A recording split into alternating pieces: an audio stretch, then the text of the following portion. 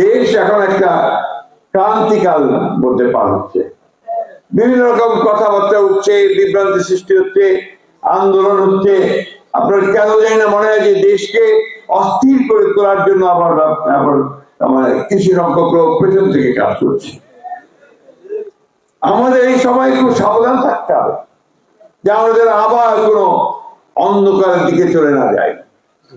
আমাদের সাবধান থাকতে হবে আমরা যে আবার ভুল করে নিজেদের মধ্যে বিভেদ অনৈক্য সৃষ্টি করে আমরা যেন আবার সেই সমস্ত চক্রান্তকারীদের হাতে না পড়ি, যেখানে আমাদের দেশ আবার ক্ষতিগ্রস্ত হবে, আমরা ক্ষতিগ্রস্ত হব। এই নির্বাচন সেই জন্য খুব গুরুত্বপূর্ণ।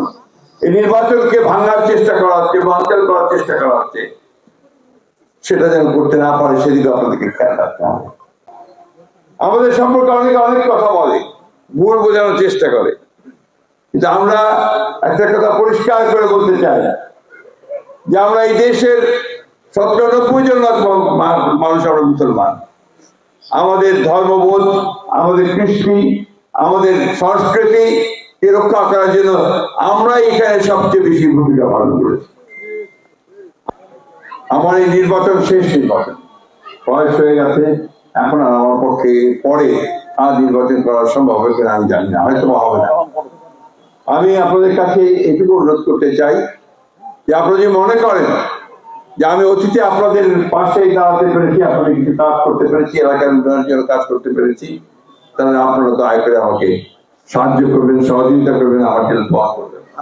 আমাদের নেত্রী দেশনেত্রী বেগম খালেদা জিয়া, আপনারা সবাই তাকে জানেন, তাকে মিথ্যা মামলায় কারাগারে 2 বছর আটক করে রাখা হয়েছিল এবং যে ঘরের মধ্যে তাকে রাখা হয়েছিল একটা ছোট্ট, অন্য কোনো প্রয়োজন আশেপাশে ছিল না, সেখানে ইঁদুর দৌড়দৌড়ি করতে তাকে সেখানে রাখা হয়েছিল। সেখানে তিনি অসুস্থ হয়ে পড়েন, তার সঠিকভাবে চিকিৎসা করা হয়নি। এরপরে যখন কোভিড হলো তখন তারা তাড়াতাড়ি করে তাকে পিজি হাসপাতালে নিয়ে আসলো। পিজি হাসপাতালে তিনি 2 বছর ছিলেন, আবার পিজি হাসপাতাল থেকে তাকে গৃহবন্দী অবস্থায় বাড়িতে নিয়ে আসা হলো। 6 বছর কারাবন্দী অবস্থায় ছিলেন। 5ই অগস্টে তিনি মুক্ত হয়ে মধ্যে। সেই নেত্রী আজকে এখনো খুব অসুস্থ অবস্থায় তিনি হাসপাতালে আছেন, আপনারা সবাই জানেন। আল্লাহর কাছে আমরা সবাই এই দোয়া করি, আল্লাহ তাআলা তাকে যেন সুস্থ করেন।